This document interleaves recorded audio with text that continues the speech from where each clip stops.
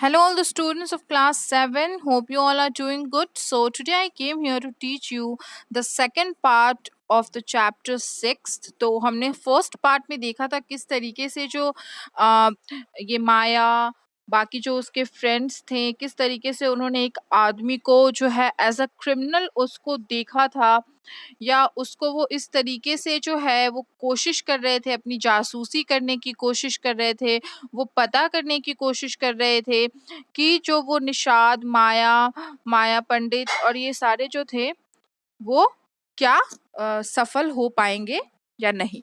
Then I begin writing about half an hour. चूंकि हमने पढ़ा था लास्ट में कि उसके जो समर वेकेशंस के बाद भी बारिश की वजह से जो है उनका स्कूल दोबारा बंद कर दिया गया था, तो फिर जो लिखना शुरू करते तो about half an hour later, तो आधे घंटे के बाद जो है वो 7 के ऊपर देखती है, जो कि जो है वो अपने चिन के थ्रू और टमी के थ्रू लेटा हुआ था और जो है कॉमिक्स पढ़ रहा था।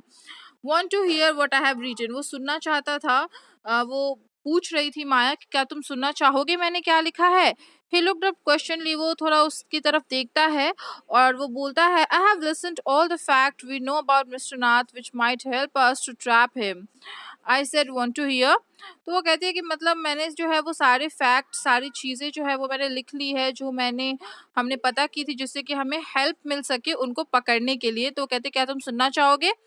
तो 7 कहता है कि फैक्ट नंबर आई, वो बोलते हैं कि हाँ fact number I read his name is mister Nath. तो वो शुरू से शुरुआत करती है जिसमें कि उनका नाम होता है। तो वो बोलती है कि हमें तो पहले उनके नाम के बारे में जो है वो पता करना होगा कि उनका जो रियल नाम क्या है। तो वो बोलती है कि माया पूछती है कि क्या तुम्हें लगता है माया कि ये उसका रियल नाम होगा mister Nath. Probably not, Maya कहती है नहीं। Most crook have an alias. Alias का मतलब होता है कि लोग अपना नाम बदलते हैं या कुछ ऐसा नाम रखते हैं जो उसका रियल नाम ना हो। अधिकतर क्रिमिनल ऐसे ही करते हैं। I added a big question mark after Nath, तो इसलिए उसने नाथ के बगल में एक बड़ा सा क्वेश्चन मार्क लगा दिया था। दूसरा फैक्ट क्या है कि the tenants at Shankar house said he is mad, strange and unfriendly. तो वो कहता है जो टेनेंट्स थे वो मिस्टर शंकर के हाउस पे वो बता रहा था कि वो पागल है, अजीब अजनबी है एंड साथ में जो है वो लोगों के साथ ज्यादा घुलते मिलते नहीं है। तो he does not talk to anyone and he is mannerless, और साथ के साथ उनके पास कोई मैनर भी नहीं है।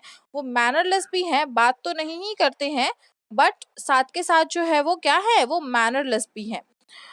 But he did talk to us, लेकिन उसने हमसे बात की Maya. And Mama says he is very polite, and Mama भी कहते हैं वो बहुत पोलाइट है। ये कौन बोलता है, निषाद बोलता है। He only talk to us because he had to, I said. वो कहता है उसने हमसे सिर्फ बात की बिकॉज उसे करना ही पड़ा, and since he was under mama's medical treatment, क्योंकि वो हमारे मामा के मेडिकल ट्रीटमेंट में है तो वो तो हमसे पोलाइट होगा ही। चौथा फैक्ट ये है कि उसको जो है वो कोई लेटर नहीं मिला है। और नंबर 5 ये है कि he has been living in room 10 of Shankar's house for more than a year.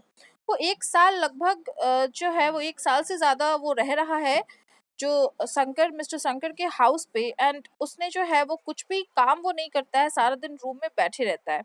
Number 7, the kids in Shankar house and even some of the grown ups are scared of him. तो वो बताता है कि शंकर के हाउस के जो बच्चे हैं उसके साथ साथ आसपास के भी जो बच्चे हैं वो भी थोड़ा बहुत उनसे क्या करते हैं, डरते हैं।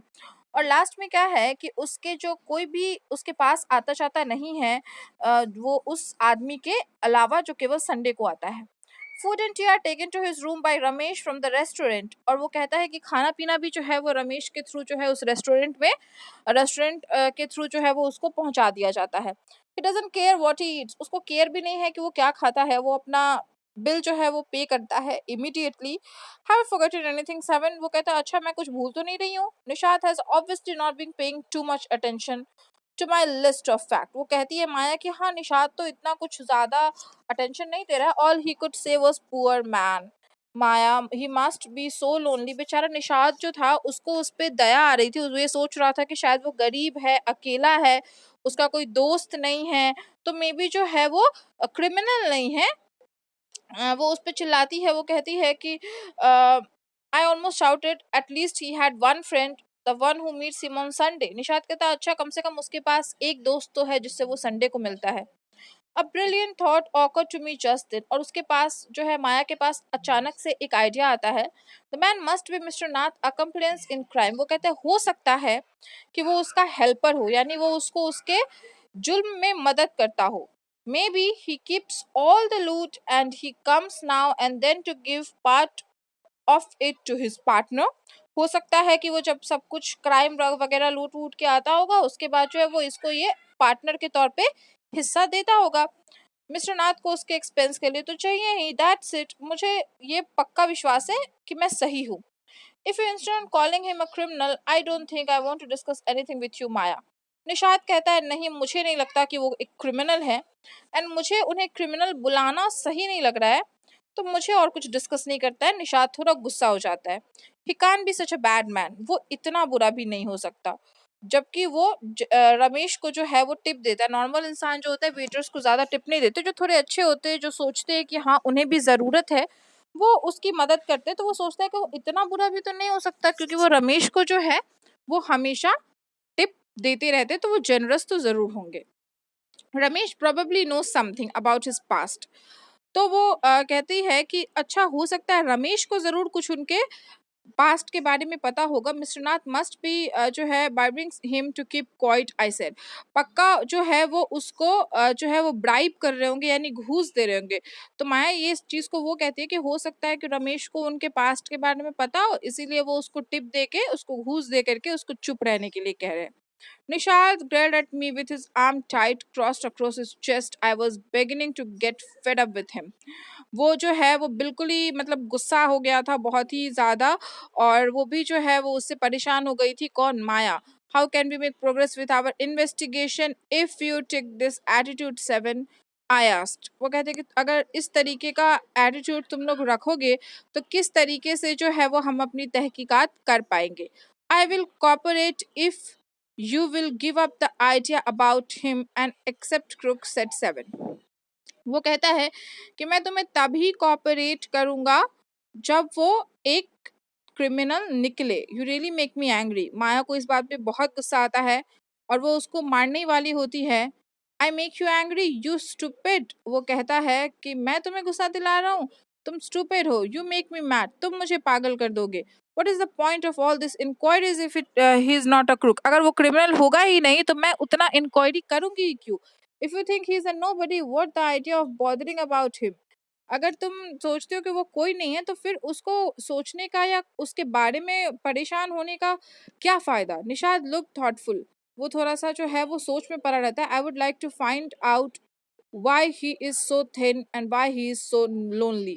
तो निषाद को तो उससे पहले से ही बहुत ज्यादा लगाव था, मतलब वो सोचता था कि ये बहुत ही पुअर है, तो वो सोचता है कि क्यों ये इतना पतला दुबला सा है और क्यों जो है वो इतना अकेला है। I want to know why he doesn't have any friend.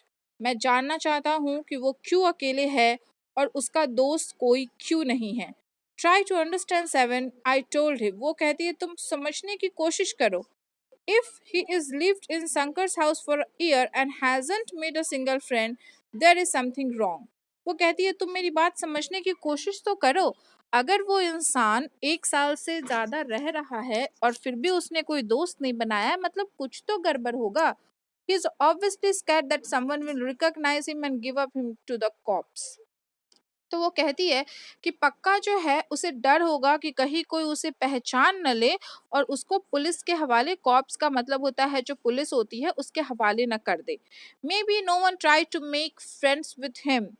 वो बोलता है कि नहीं, ये भी तो हो सकता है किसी ने कोशिश ही ना की हो उससे दोस्ती करने की। Why should anyone bother? You have seen what a nasty bear he is, I said. वो कहते तुमने तो मतलब उसकी शक्ल तो देखी ही होगी, किस तरीके से जो है अजीब सी उनकी शक्ल है, अजीब तरीके से उनके जो है वो अजीब दिखते भी हैं और उनके बातों से भी वो बहुत ही अजीब लगते हैं। तो कोई क्यों जाएगा उनसे दोस्ती करने। निषाद जो है वो जिद करने लगता है कि मुझे कोई फर्क नहीं पड़ता, मुझे वो पसंद है और मैं चाह रहा हूँ उनको अपना दोस्त बनाने। Friends with a crook. वो बोलता है अरे एक क्रिमिनल के साथ दोस्ती, तुम पागल हो गए हो क्या? I said the cops will take you to the jail with him. तुम अगर ऐसा करोगे तो तुम्हें भी पुलिस जेल ले जाएगी। Do you want that to happen you idiot? क्या तुम चाहते हो ऐसा हो? Nishat grabbed me with quietly walked out of the room. वो उस बिना कुछ कहे उसके रूम से चला जाता है और उस बेचारी की जो इन्वेस्टिगेशन रहती है कोई खास उस पे नहीं डालती है प्रभाव, और वो वैसी ही रह जाती है।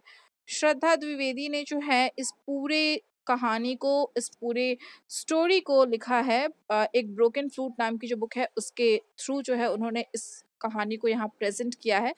इसका क्वेश्चन आंसर है, आप कर लेंगे। देखा जाए तो ये एक तरीके की अधूरी कहानी है, उसकी अधूरी इन्वेस्टिगेशन है, बट फिर भी हमेशा जो है गलत दिखने वाला इंसान गलत ही नहीं होता है, या हो भी सकता है, लेकिन हमेशा किसी को शक की नज़र से ही नहीं देखना चाहिए।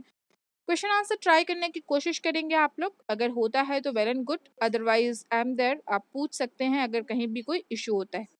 तब तक के लिए stay safe, stay home, thank you.